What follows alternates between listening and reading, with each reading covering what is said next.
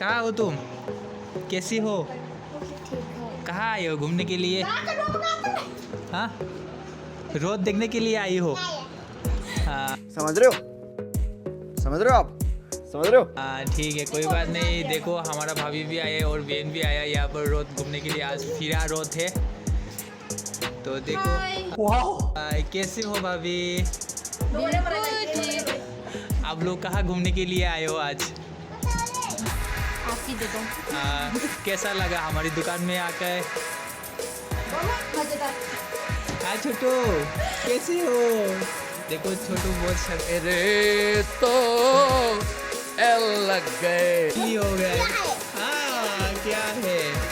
कैसा लगा यहाँ पर आकर?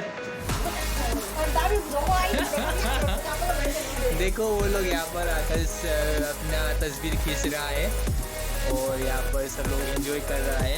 और मोनाली के साथ भी हम अभी बात करेंगे। मोनाली, क्या खरीदा आज? कुछ नहीं। सो गाइस, वो लोग अभी आया है हमारा भाभी और बहन, और यहाँ पर आकर वो लोग अभी तस्वीर खींच रहा है। ये हमारा दुकान में आया है और आकर बहुत यहाँ पर एंजॉय कर रहा है। तो वीडियो बने रहिए, देखिए अंत तक।